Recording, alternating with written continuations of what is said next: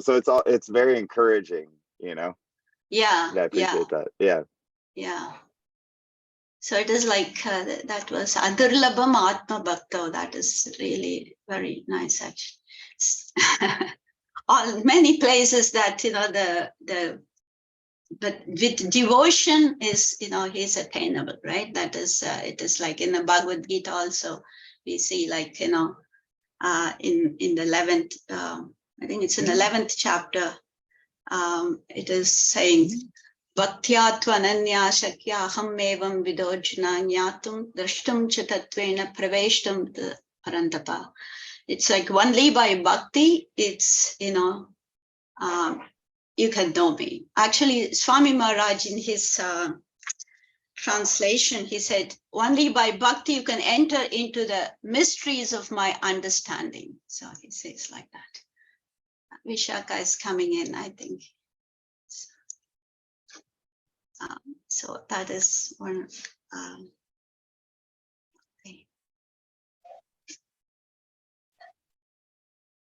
Okay. Shakti Didi, anybody you want? Vishaka, you're here.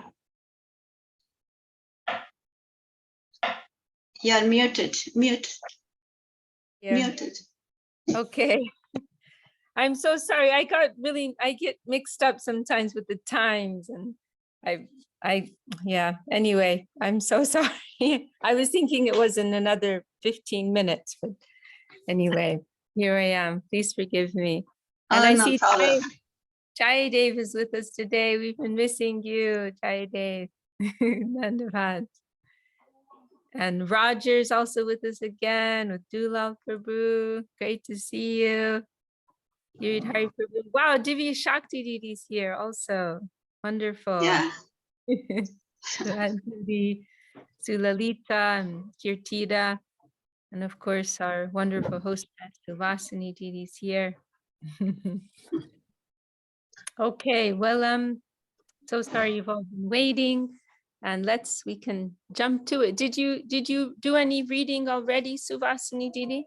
No, not yet. We're just sharing some favorite verses from Brahma-samhita. Oh, wonderful. Oh, yeah. Wonderful. So that was great. Yeah. Oh, I'm sorry that I missed out. What were some of the verses shared? Well, Jayadev said the first verse actually. And the Giridhari Prabhu also the first, and the Sri Kanta that verse. And I was saying about the 33 verse number 33, like Vedeshu Durlabham Durlabham Atma Bhakta, that one. So yeah, I was just going to ask Divya Shakti Didi about this, her favorite, and when you came in, yeah. Oh, well, that sounds like a great plan. Hear from Divya Shakti Didi, what her favorite Brahma-samhita verses. They're all wonderful. Can you hear me? That's no excuse. You have to share something. The verses that you read last week, I think it was 56. Right, the Shriya Kanta Padama Purusha. Yes, that is very, I think that we could say that was one of Guru Dev's favorite verses. Yeah. That was really moving for me. I can't even remember, but I was thinking, oh my God, that's the verse I like. But anyway, I'm in the midst of doing this, trying to do some data. So I don't have the book open. So I can read that verse here, or maybe I'll just read the part of it. So this is verse 56, which is concluding Lord Brahma's prayers. It begins Shriya Kanta Parama Purusha Kalpatadavo, and describing where all the trees are wish-fulfilling trees. The soil is made of chintamani, transcendental gems. The water is nectar. Every word is a song. Every movement is a dance, and like that. It gives a very beautiful kind of welcome to the beauty and sweetness of Vrindavan, and our Gurudev liked to share this. I feel like when our Gurudev would share this verse, it was like he was trying to give some injection into our hearts, like, don't, forget about whatever, junk food you're getting in this world. This is the real taste, this is the real sweetness, giving us trying to give some injection of an attraction for that higher plane, the beauty of that higher plane. So yes, it's a lovely verse. Well, I'll share one of mine. I like very much these ones in the beginning. The one Suvasanjiti said is very nice. Vedeshi Dorlabam Adorlabam Atma Bhakta, very rare to be attained by the Vedas, but very easily through the heart's devotion. That's a very, very nice line. And I like one of these early ones. This Venum Kwananta Maravinda Dalaya Taksham. Where is it?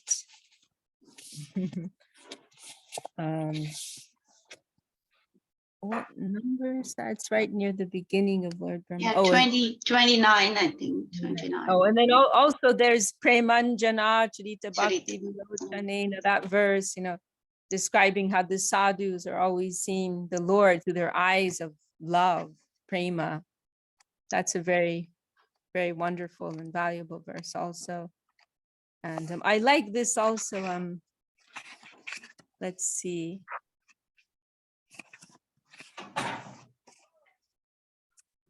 Oh, that's not it. Thinking of another one here. This one is very nice too. This Angani Yasya Sakalenji Riti Manti, and this line Ananda Chinmaya Sarujvala Vigrahasa 32. I worship that primeval Lord Govinda, whose form is all ecstatic, all conscious, and all truth, and thus full of the most dazzling splendor. Every part of that transcendental form possesses the functions of all his senses, as he eternally sees, maintains, and regulates infinite universes, both spiritual and mundane. This line, Ananda Chinmaya Sad Ujvala Vigraha. So Vigrahasya, Vigraha is referring to his divine form. And what is the nature of that divine form?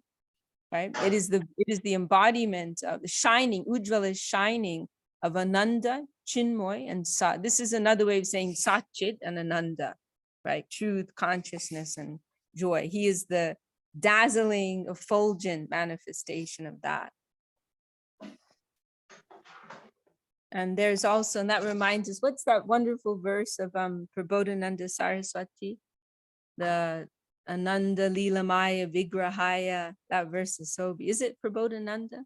Ananda Lilamaya Vigrahaya. Srila Maharaj likes this verse very much. Ananda Lilamaya Vigrahaya, Hemaba Divya Chavi Sundaraya, Tasmai Maha Prema Rasa Pradaya, Chaitanya Chandraya Namo Namaste. That his describing, glorifying Mahaprabhu, right? As this verse is glorifying Krishna, that verse is glorifying Mahaprabhu. I just said Nanda Lila Maya Vigraha, that he is the Vigraha, he is the embodiment, the personified embodiment of Ananda, joy, Lila, divine play, pastimes, Hema Ba, he's this beautiful gold, molten, not just ordinary gold, this Hema is this molten gold, right? Like melted gold. It's like dazzling bright type of gold in color. Divya, divine, Chavi Sundaraya, beautiful. Tasmai Maha Prema Rasa Pradaya. He's distributing rasa, divine ecstasy, Maha Prema, the supreme divine love. And then unto that, glorious form of the Lord, Chaitanya Chandraya Namo Namaste. That golden moon of Lord Chaitanya, I offer my respects. That verse is so wonderful. Okay, and just these two I like very much, 30 and 31. This Venum is describing Krishna's beautiful divine form. Venum Kwananta Maravinda Dalaya Taksham Varhavatam Samasitambura Sundarangam Kandarpa Koti Kamaniya Vishesha Shobham Govinda Madi Purusham Tamaham Bhajami. Always playing the flute, his eyes like blooming lotus petals, his head adorned with a peacock feather, his beautiful form the hue of a blue cloud, with a unique beauty that charms millions of cupids. The primeval Lord Govinda do I adore. And the next one also, this Alola Chandrakala Sadvanamalya Vamshi, also describing Krishna's beautiful divine form. But let's hear from some others. I don't want to hog the airspace. Is that Dulal raising his hand? Dandavats. I just wanted to share how I really connected to verse 38. It's Prema Jana Charita Bhakti Vilochenan Santa Sadaiva Hrideshu Vilokayanti Yam Syama Sundaram Anchintya Guna Svarupam Govinda Mari Purusham Tam Maham Bhajamahi. And I really loved that the sadhus in the translation, the sadhus, their eyes tinted with the unguent of love, see within their hearts. So I think that's much like Subhasini Didi was something like verse 33. And in the purport, there's a mention of this bhakti yogena manasi, like the linking of the mind with the heart, and like through surrender, having guidance. And I just really connected with that. Beautiful. Thank you so much for sharing, Tula Krishna Prabhu. Anyone else want to share some reflections or favorite verses? Maybe Marie, you want to share?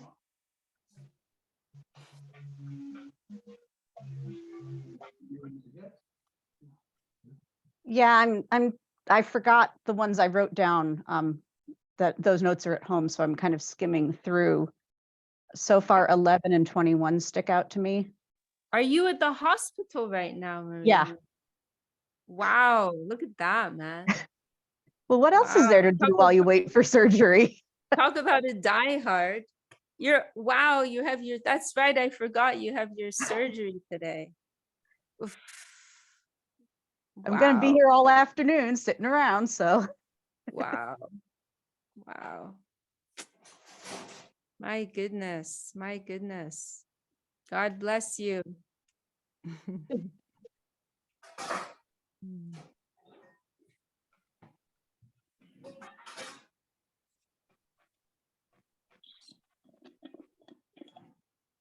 Let's see. I've just been scrolling through going, which were the ones that I liked again?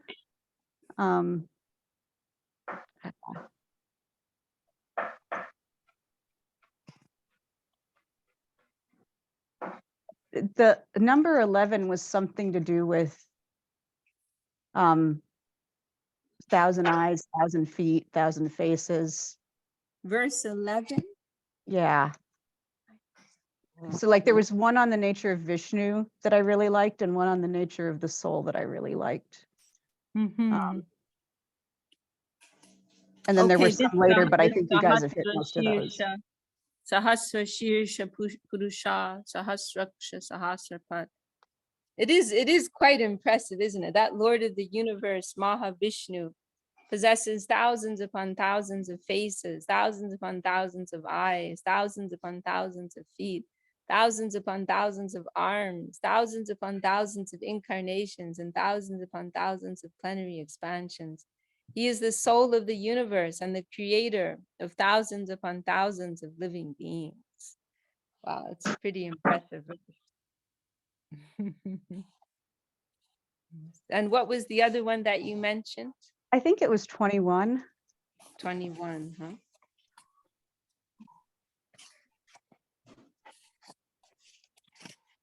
Here we are. Sa nityo nitya sambandha prakritischa paraivasa. The jiva is eternal and has an eternal relationship with the Lord for beginningless and endless time. He is of the superior or transcendental energy. I love how Marie goes for the ontology. You'll never become a sahajya. You never become an imitationist. I don't know. You haven't read some of my poetry. You're walking the serious path. Very nice. Mhm. Wonderful. Anyone else want to share any favorite Brahma-samhita verses?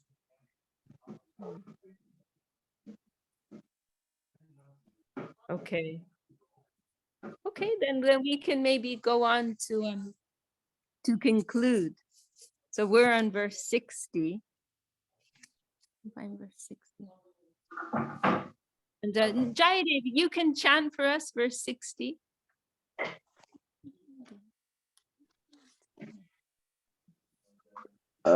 Sure, let me find it. Just waking up, we had a late night kirtan, or actually, I'm on a 5 in a row kirtan stint. So I'm kind of just waking up here. I know, Wow. gnarly. You know, like Wow. Southern California or West Coast style, where they start, around 7, and then everyone's just blabbing afterwards. You're just trying to get out of there. Uh-huh. You've been here. You know what it's like. Where are we? 59? The 60. We actually, Finish 60 actually. you're right, we're on 61. Yeah, I'm sorry. Okay. 61. And in fact, I think we chanted 61, but we didn't read the purport. But we can read Yes. 61 again. Okay. Dharman anyan parityajya mamekam bhaja vishvasan yadrashi shraddha siddhir bhavati tadrashi kurvan nirantaram karma lokohyam anuvartate tenaiva karmana dhyayan mam param bhaktimichati. Oh, nice. Abandon all other types, read the English too? Yes. Abandon all other types of religion and serve me with resolve. One will attain perfection according to the nature of his faith. Perpetually pursuing worldly occupations or karma, the people of the world remain in the world. Meditate upon me through the execution of your particular work, and you will attain to loving devotion, the supreme transcendental devotion. Purport 2? Okay. Purport. The dharma, religion, nature, or function of the character of pure devotion, Shuddha Bhakti, is the actual Jaiva Dharma, or eternal nature, and original function of the soul. As many other religions may be found, quote unquote religions may be found in the world, every one of them are superficial in comparison to the original function. The superficial dharmas are numerous, including the cultivation of jnana, or knowledge, of Brahman, aiming at nirvana, cessation of embodied existence. The eightfold and allied forms of yoga, aiming at quote unquote becoming one with the supersoul. Pious worldly works by way of karma kanda, aiming at the mundane pleasures. Jnana yoga is a relative combination of karma and jnana, and barren renunciation. The Lord is saying, give up all of these attempts and embrace the religion of bhakti, devotion, which has its roots in shraddha, faith, and serve and adore me. Exclusive faith in me is resolve, vishvasa. That resolute faith gradually becomes more and more lucid, and from that develops nishtha, richi, asakti, and bhava, firmness, taste, depth in taste, and heartfelt sentiment of divine love. Perfection is attained in proportion to the purity of one's faith. If the question is asked, if in this way one is to be constantly engaged in pursuing perfection in devotion, how will he maintain his body and how will the world go on? And when society and one's body cease to function, how will a man pursue perfection in devotion when he's dead? Then, in order to slash such a doubt, the Lord is saying, the karma or work of the people of this plane that the people of this plane sustain the world by, execute that as a meditation and destroy the karmic or exploitative nature of those actions and establish their devotional quality. Man passes his life by engaging in 3 types of actions: bodily, mental, and social. The manifold bodily activities include eating, sitting, walking, reclining, sleeping, evacuating, dressing, etc. The mental activities include thought, remembrance, concentration, realization, feeling happiness and unhappiness, etc. And the social activities include marriage, the relationship of the ruler and the subject, brotherhood, assemblies for performing sacrifice, public welfare works, family maintenance, receiving guests, customary formalities, offering due respect to others, etc. When these actions are performed for the sake of one's own enjoyment, they are known as karma kanda. When they are performed for an opportunity of attaining enlightenment, they are known as karma yoga or jnana yoga. And when they are executed as functions conducive to practicing life of devotion, they are known as gauna bhakti yoga, or the indirect application of devotion.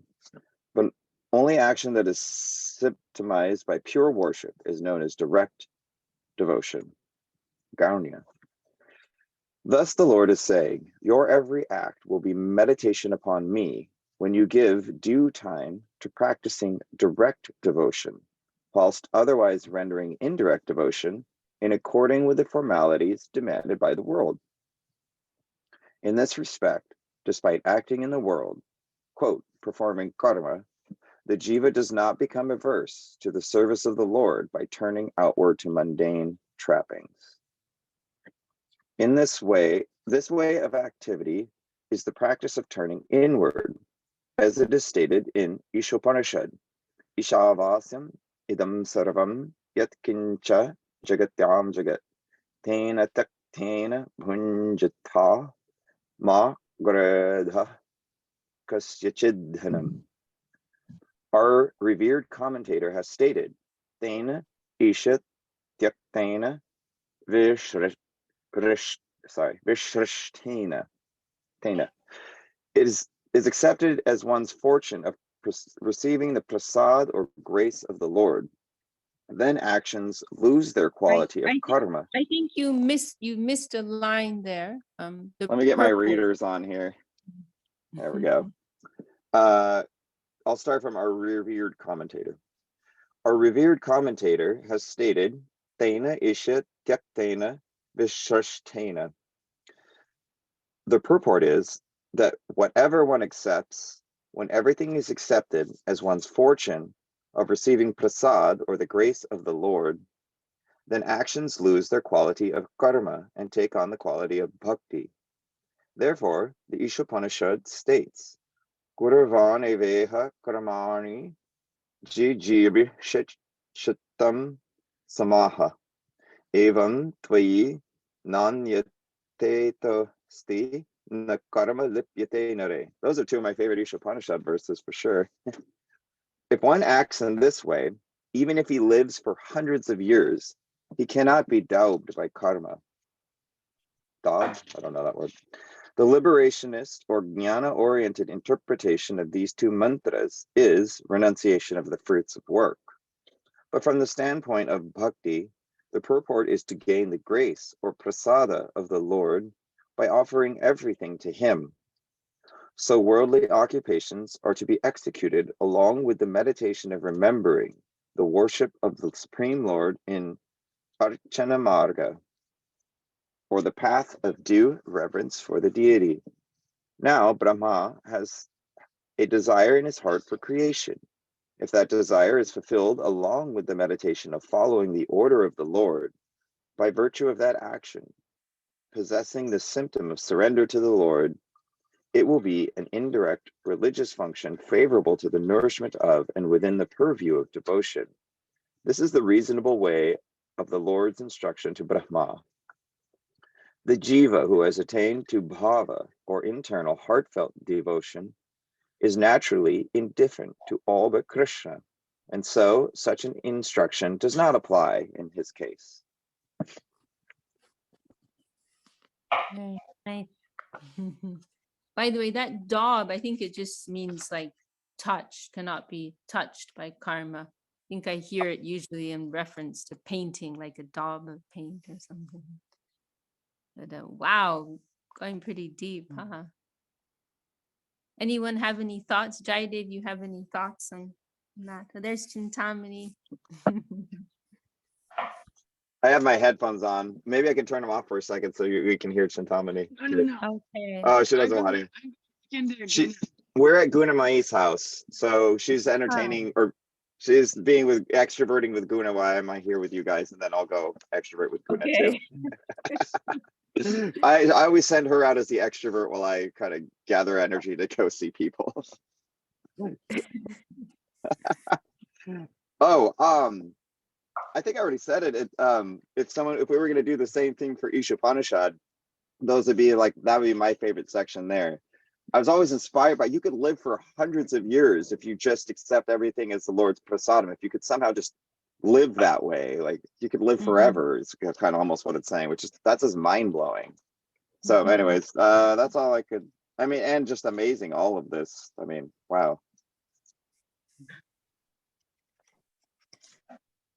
Yeah, and it's I really appreciate how it's giving a very detailed explanation, like some of these terms, like how it works, right? Like these different expressions of devotion, like this term gona bhakti, like this explanation here is very helpful, you know, of like performing your worldly work, but also trying to remember the Lord and do it in a spirit of service, that this is can be classified as indirect devotion. And this term gona bhakti yoga, indirect application of devotion.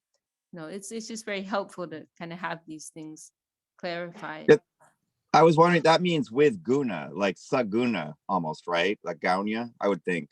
That's a good question, actually.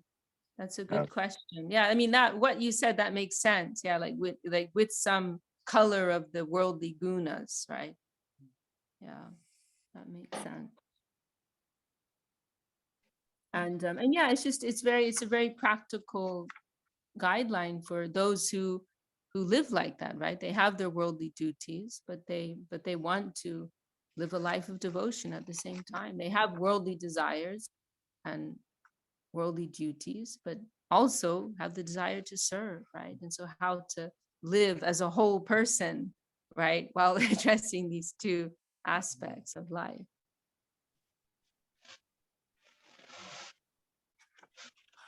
Anyone else have any comments? Maybe Dulal Prabhu can share something, because I know he's someone who has the passion of a full-time brahmachari, but he's also attending to worldly duties. What struck me and Roger as well is it's just highly relatable in that sense of indirect devotion. Certainly, how many times that I've seen in my mind's eye during difficulties in living and working and operating and holding space in the mundane world, to a time where I'm like chanting or something in the Gita, and it reorients me in that moment, just in my heart, I guess. And so, yeah, it was really, really special to see that here in the scripture. Yeah, I like how you said it's highly relatable, highly relatable.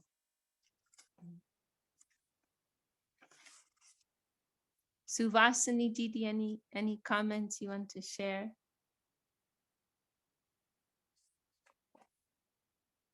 Yeah, I'm just reminded that there is one small expression. I don't know. It says Vishwanath Chakravarti Thakur. He said, first offer and then you do, right? Ado arpita, yeah.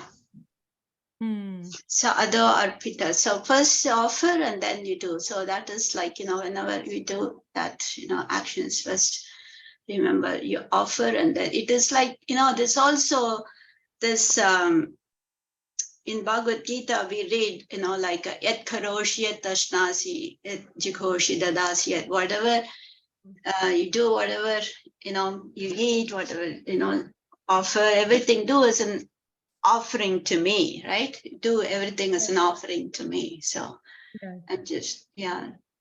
So it is not that you do everything and then you offer, but you offer that first and then you do it. It's like, that is like that verse, ado arpita, right? Ado arpita. And That's right. yeah. Yeah. So first you offer and then you, so that is Mhm. just thinking. Yeah. Very nice, Dee. Very nice. Okay, well, we can go on to the next verse, and also great to see Gary Hari Prabhu join and to Lalita here. Or maybe you were here before. I'm sorry, I was the one who came late, but I think I didn't say hello in the beginning. I'm sorry. Okay, then maybe we can go on to the next verse here. So I'll read here verse 62. Aham hi vishvasya chara charasya bid. Let me start again. Aham hi vishvasya chara charasya bijam pradhanam prakriti pumamscha maya hitam te jadam vibarshi vide hitam ato jaganti. And this is the final verse, and there's a concluding expression here. Iti Sri Brahma-samhitayam Bhagavat Siddhanta Sangrahe Mula Sutrakya Panchamodayaha.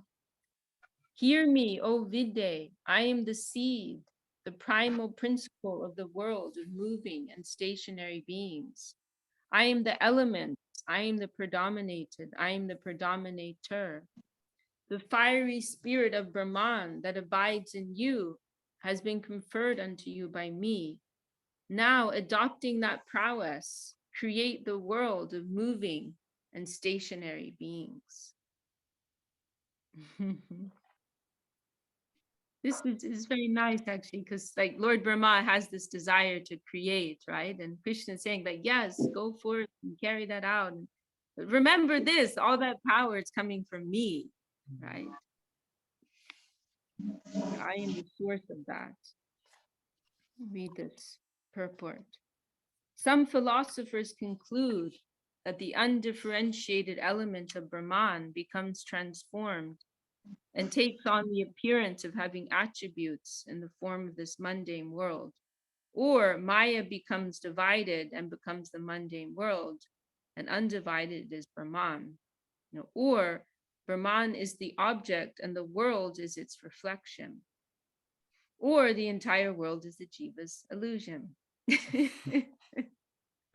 So like these are all basically all like different conceptions that are averse to the embracing of Krishna as the supreme personality of divinity, right? And the lack of awareness of the personality of divinity. These are all, various conceptions averse to that. Others think that by nature God is the one, the soul is the one.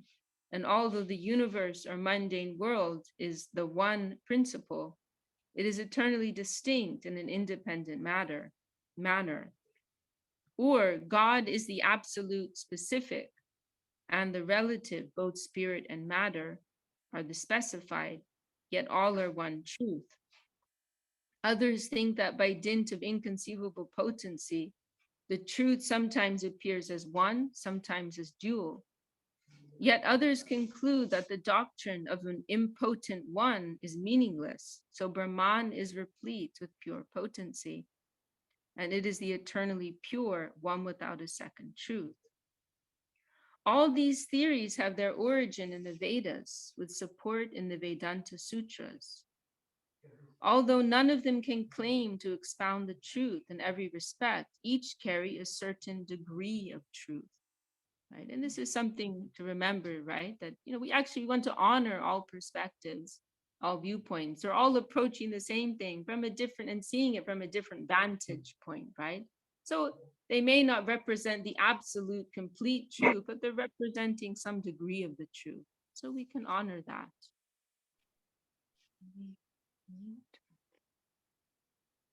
Okay, we'll continue. So all these theories have their origin in the Vedas, with support with the Vedanta Sutras. Although none of them can claim to expound the truth in every respect, each carry a certain degree of truth. They, not to mention the theories of Sankhya, Patanjal, Nyaya, and Vaisheshik that are all contradictory to the Vedic teachings, and the theories such as Purva, Mimamsa, etc., that solely favor fruitive pursuits in conformity with the section of the Vedas, owe their existence to their superficial reliance upon the Vedanta. Thus, the Lord says to Brahma, you and your pure divine succession are to abandon all these theories. Sorry, just we have a bit of static coming in. Okay. Oh, from some of our group here. You and your pure divine succession are to abandon all these theories and accept the supreme principle of Achincha Bhed Abhed, right? So this is the wonderful harmonizing principle. Achincha Bhed Abhed, inconceivable oneness and difference. Then you will be able to become a true devotee. The underlying gist of the Lord's words is, the animate world is composed of jivas, and the inanimate world is composed of matter. Of these, my divine potency, Pada Shakti, by its marginal power, has manifest the jivas, and my secondary potency, Apada Shakti, has manifest the material world. I am the seed of everything, in a form non-different from each of those potencies of mine. I control them by the potency of my will. By various stages of transformations, those potencies have become pradhan, the elements, prakriti, the predominated, and purusha, the predominator. So although as the potency principle, I am pradhan, prakriti, and purusha, as the potent principle, I am eternally distinct from all those potencies. Such simultaneous oneness and distinction has come into being by virtue of my inconceivable potency. Therefore, embracing the wisdom of the correlation of the inconceivably one and distinct entities of the soul, the world, and Krishna, let the attainment of divine love for Krishna by the practice of pure devotion be the eternal divine teaching handed down in your divine succession. I'll read that last part one more time. Therefore, embracing the wisdom of the correlation of the inconceivably one and distinct entities of the soul, the world, and Krishna, let the attainment of divine love for Krishna by the practice of pure I'm sorry, Divya Shakti Didi, would you mind muting your Zoom camera? Moving? Can you mute? Because we're getting a lot of shuffling from yeah. Thank you, Didi. this last paragraph here, just like everything is in there. Embrace is like Sambandha, Abhideya, Prayojam. They're all in here. Embracing the wisdom. So this is Sambandha, right? Embracing the wisdom of the correlation of the inconceivably one and distinct entities of the soul, the world, and Krishna. So this is right, we were reading in one of the verses a couple of weeks ago, right? What is Sambandha Gyan? Understanding our position within the relativity of the absolute, right? I see Dulab who's getting excited. Ananda's getting excited. That line was just wonderful. Embracing our position within the relativity of the absolute, right? This is Sambandha. And then what is what is the prayojan, the goal? The attainment of divine love for Krishna. What is abhideya, the way, the practice of pure devotion? So let these three things be the eternal divine teaching handed down in your divine succession. Wow. That's a mic drop. Yeah. Yeah. I just learned that recently from Ananda Krishna. That's a mic drop. And that is the last word, the last line. And so this is actually just an amazing meditation, because who is Lord Brahma, right? He's the head of our sampradaya, right? He's the head of our sampradaya. We are the Brahma Madhva Gaudiya sampradaya, right? So Krishna is like giving him instructions on how to, inform, how to guide, how to educate, his sampradaya. This is what we are about, right? So let this be the eternal divine teaching handed down in your divine succession. Wow. Chintamani just made a funny joke. Brahma's not the head of our sampradaya, he's the heads of our sampradaya. That's pretty good. That is pretty good. Chintamani. I think Mic drop. mic drop.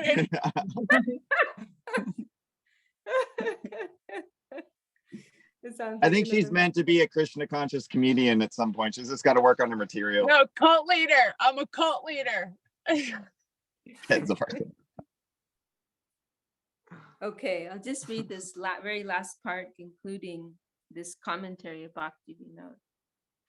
Jiva by Pradavrittir, Jiva Shai Prakashini, Krita Bhakti Vinodena, Sarabi Kunjavasina, Iti Sri Brahma-samhita Bhagavat Siddhanta Sangrahe, Mula Sutrakya Panchama Adhyayer, Prakashini Namni Gaudi Vritti Samapta. This Prakashini Vritti commentary, the queller of the apprehension of Jiva, the illuminator of the deep purport of Jiva, was penned by Sri Bhakti Vinod residing at Sarabi Kunj.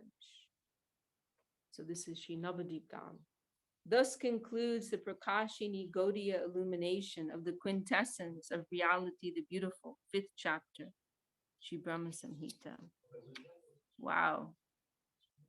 Well, it's been a wonderful journey. And I'm looking here, there's this really cool index. For those of you who have the book in front of you, there's a really cool index here at the back, like by topic. So you can, if you want to look up a particular topic, it will give you the, like by subject, and then it will tell you the page, the verses, sorry. Krishna's worshipable position, description of Gokul, the holy abode, Krishna's aloofness from external mayas. Oh, so actually, this is in sequence. So it's kind of summarizing the whole contents of Brahma-samhita. Maybe we can just quickly read through. We can like do a recap. Actually, it's really nice to do that. And you see in Chaitanya Charitamrita, Srila Kaviraj Goswami is often doing that. He's going back and recapping. And then he's also sometimes giving a summary before it's been described. So it's like there's a lot of review, you know. So you get to like taste the nectar more, and it helps to remember. Wow. So we can just quickly go through verse 1, Shri Krishna's worshipable position. And that's a verse everybody knows. Ishvara Parama Krishna Satchidananda Vigraha Nadir Adir Govinda Sarvakad. If you're going to remember one verse of Brahma-samhita, I would say learn that one. It's a sweet, easy, but not too difficult to learn, and it's helpful, you know, when sharing the message with others. Verses 2-5, Gokul, the holy abode of Sri Krishna. Verses 6-7, Krishna's aloofness from external Maya's association. Verses 8-9, the male organ principle associated with external Maya. Verses 10-21, the principle of creation. The appearance from Garbhodashai Mahavishnu of Vishnu, Prajapati, and Rudra as the presiding deities of Sattvagun, Rajagun, and Tamagun. The subsequent creation of the living beings and their integral relationship, verses 22-23, Lord Brahma's birth from the lotus of the navel of Lord Vishnu, and Lord Brahma's desire to create the world. verses 24 to 25. Brahma receives Kama Bij and Krishna mantra from Krishna. Verse 26, Brahma's meditation on Krishna. 27 to 28, Brahma receives Kama Gayatri and attains to twice-born status. 29 to 55, the quintessence of the Vedas, Brahma's hymns unto Krishna. 29 is Krishna's divine seat Gokul. So now we're kind of going back a bit. 30 to 33, the incomparable beauty of Krishna. 34, refutation of all paths that are not pure devotional service. 35, the almighty potency of Krishna. 36, the devotee's attainment of an appropriate intrinsic form and state according to their heart's serving disposition. 37, Krishna's transcendental enjoyment with the gopis, his ecstasy potency. 38, only through the eyes of love. So this is the verse that Dulal Prabhu and several others were mentioning. Only through the eyes of love, the sadhus see Krishna in their hearts. 39, Krishna's many Swamsha avatars. 40, the non-differentiated Brahman principle. 41, the Vedas aspect of trimodal worldliness and Krishna's pure divine existence and transcendence beyond that secondary aspect of the Vedas. Did you all get that? There's going to be a test next week. Pop quiz. No, I'm joking. 42, the appearance of Krishna's holy name, form, qualities, and pastimes, etc., and the heart imbued with pure truth. 43, the gradation of the excellences of Devi Dham, Rudra Dham, and Hari Dham, and the supreme excellence of Krishna Dham, Goloka. 44, the position of the Durga of the material world, the presiding deity of Mahamaya, who executes creation, sustenance, and dissolution, subordinate to the wish of Krishna. 45, the Rudra entity. 46, the Vishnu entity. 47, the Shesh or Ananta entity. 48, the Mahavishnu entity. 49, the Brahma entity. 50, the Ganesh entity. It's actually like really helpful, isn't it? This index. 51, Krishna as the cause of all elements. 52, the Surya entity. 53, Krishna as the root origin of everything, both positively and negatively. 54, Krishna's indifference and partiality. 55, the fruits of favorable and unfavorable cultivation of Krishna's service. 56, the Shvetadvip Goloka, the abode of Krishna. 57, the teachings in 5 shlokas given to Brahma after his desire to create the world. 58, knowledge of relationship, the means, devotion and practice, and its fruit, the prospect, loving devotion. The fruit of studying the holy scriptures, cultivating virtuous behavior, and the chanting of the holy name of Krishna, loving devotion. 60, loving devotion as the only objective and the glory of such devotion. 61, gradations of devotion and practice according to faith and the need for pure devotion. 62, the principal and full-fledged objective of pure life and the pure divine succession following the pure devotional scriptures. Swayam Rupa Shri Gaura Krishna, the embodiment of the teaching of inconceivable, simultaneous oneness and difference. Haribol. Well, there've got to be some prizes for everyone who's completed the whole journey of Brahma-samhita. We'll have to have a think of that. But I would say the prize is increased enthusiasm to study the next book. Nice. Jai. So it's been a wonderful journey and so nice we could have some reflections from our beautiful group here today. I also wanted to introduce you, for those who don't know, this is Ananda Mai Devi Dasi. She's our god sister, disciple of Srila Govinda Maharaj. She lives here in Portugal. She teaches Ashtanga yoga. She has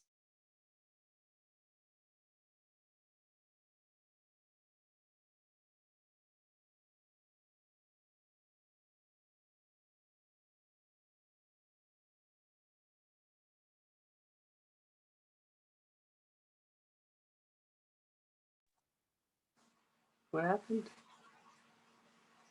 I think her connection went down probably. Yeah. Yeah, she's frozen.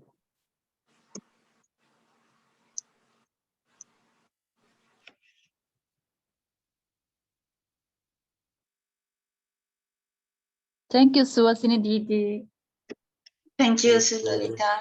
Yeah, thank you. So, oh, she's disappeared here. What's the next book? I missed the last couple meetings, so I don't know. Did we pick a next book? No, we didn't. I think she had an idea at the last meeting, like in the last 5 minutes, but I don't remember what it was. Actually, the two things were suggesting. One is this Dasamula Tattva of Bhaktivinoda Thakur, and she was also we're talking about Sharanagati of Bhaktivinoda Thakur, you know. So maybe one of these two. I haven't heard, she hasn't decided. But Dasamula Tattva is only a small thing, so it won't take maybe only a couple of weeks or something. But Sharanagati, that will take more time. So we will see. Yeah. Oh, the phone overheated. Okay. Okay, thank you so much for everyone joining here. And it was a wonderful journey. It was like difficult in the beginning to start Brahma-samhita, not to go through how, but it was, in a group, it was good to go through, and we finished it. And so thank you so much for being with us in the journey. And so we'll continue again next week with another wonderful book. So I Dandavad Pranam Shri Jai Bhakti Sundar Govinda Maharaj ki Jai, Shri Bhakti Rakar Sridhar Dev Swami Maharaj ki Jai, Ananta Koti Vaishnava Vrinda ki Jai, Brahma-samhita ki Jai, all the assembled devotees ki Jai, and Thai Gaura Premanande, Hari Hari. Jai Jai. Jai Suhasini Didi ki Jai. Jai. All Vishakha Didi ki Jai, she was the one Jai. instrumental too. Jai. Oh yeah. Dandavats, my humble pranams to everyone. My Dandavats to everyone. Jai, Jai to all the devotees. Jai.